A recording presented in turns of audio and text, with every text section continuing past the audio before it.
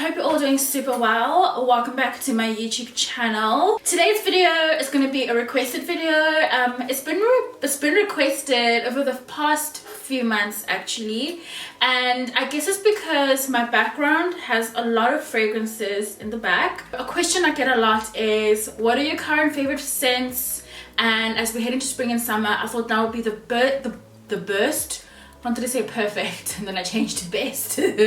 Would be the best time to share with you some fragrances that have landed on my desk and that I have been loving, like really loving. There were a couple of new launches this year in the fragrance category. I've been pleasantly surprised by a few of them actually. I'm gonna take you through just a few. I don't know how many I'm gonna go through in this video, but I'm just gonna start off with the ones that I love and that I have on rotation currently on a day-to-day basis, and then the ones that I feel like are worth your coin still and worth talking about. So yeah, let's do it that way. The first fragrance I fell in love with this year, and I've had this for about maybe a good 4 to 5 months now, is the Hugo Boss The Scent.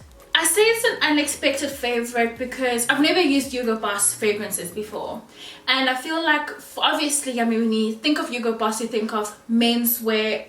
Looking in the mirror there, you think of menswear, men's fashion suits. If it's going to be a fragrance, it's going to be like a cologne, something strong. It never crossed my mind to try a Hugo Boss fragrance, but this one landed on my desk.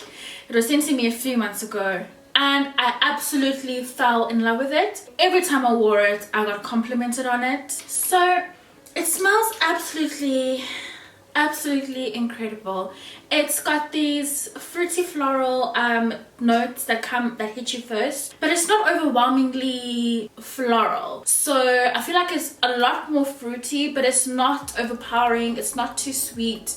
I'm someone who, if something is just too fruity or too floral, immediate headache, and I'm talking about a serious headache. So I'm on fragrantica.com, and a lot of people like the fragrance, and a lot of people like it for nighttime and during winter or fall. For me, when I see a dark bottle, when I see a black bottle, or the fragrance is labeled as intense or something, I immediately think, okay, it's a full fragrance. It is for night as opposed to daytime. It's a more intense fragrance, and that's definitely how I feel with this one. But I still feel like it's still good enough to wear all year round, because like I said, that there's no like deep oud or something or a very heavy spice to make it just, you know, for nighttime or for winter. I feel like the notes are, because of the fruit, I think it's like a bit peachy as well. It makes it light enough to wear during the day and even summertime. It's a phenomenal fragrance. I have to say, I absolutely love it. So this was definitely a favorite for me throughout 2018.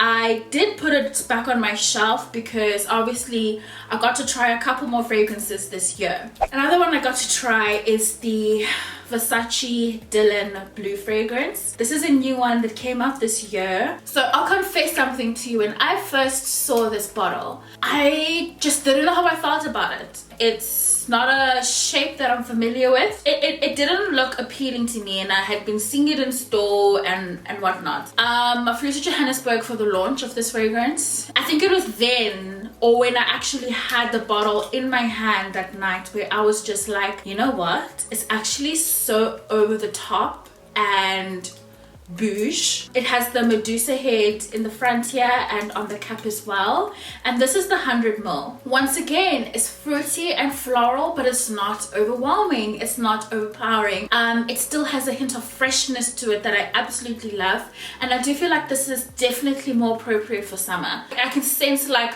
you in a beautiful summer dress. It's fresh, and I really love fresh fragrances for spring, summer. And you wouldn't think that looking at this bottle. I thought this would have heavy tones of oud and spice and, you know, cedarwood. But I guess the campaign of this fragrance was centered around, you know, a woman who is feminine, but she still is a match for, you know, the toughest of guys who work in construction or in the boardroom. And on Fragrantica, it says here a lot of people like the fragrance and they prefer it for spring or summer and as a daytime fragrance. I feel like I could still wear this, you know, sundowners, sun is setting, and you know, you have worn this in throughout the day. I'm waiting for, you know, spring and summer, or it's spring now but it's still cold, where you just, this is just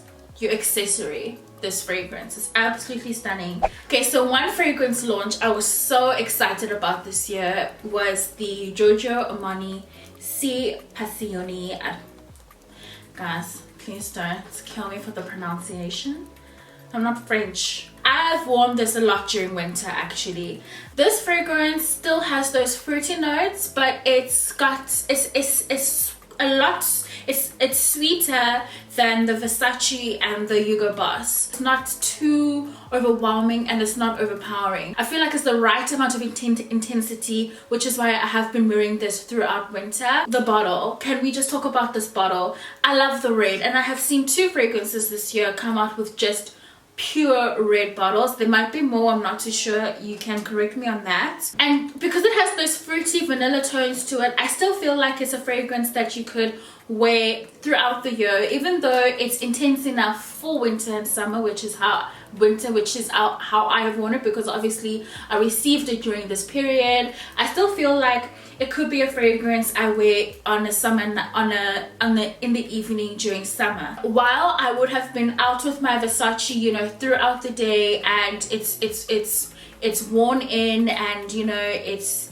aged beautifully on my skin. I feel like if I were to have been home and I'm getting ready to go out at night, I would probably reach for C. On Fragrantica, it says spring is popular, daytime is popular, but still people still love it for fall as well. Summer isn't too far behind. Winter is the least actually. Daytime is the most, nighttime is moderate. It's toned down a little bit by the presence of spice. It's a bit spicy, so I feel like it sort of just hones it in together. It pulls it back before it, you know, goes crazy with that sweetness, which is the thing that gives me headaches. One of the most recent additions to my collection is the Narciso Rodriguez Parfum Rouge. This once again is a red bottle. I feel like red was a very trending color this year.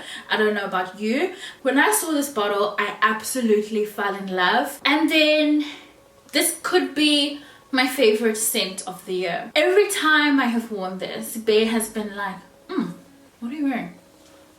What's that? Like, I didn't just wear it yesterday. I almost feel like this could be a special occasion fragrance. Now I'm gonna pull up the notes for you. So a lot of people like this throughout the year.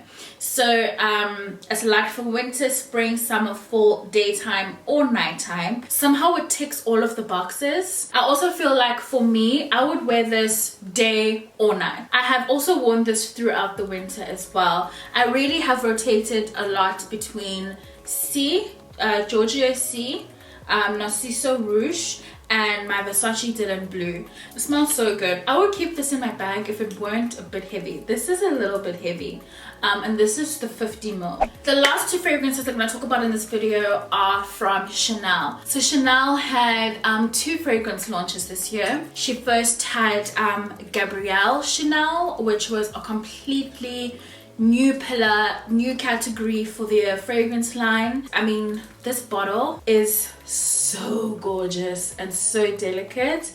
It actually has its own pouch. When I travel with this, it has its own pouch. I'm going to show it to you now. So this is the pouch for the Chanel Gabrielle fragrance. I mean, to me, it just looks so damn fragile. Putting it in my suitcase gives me heart palpitations.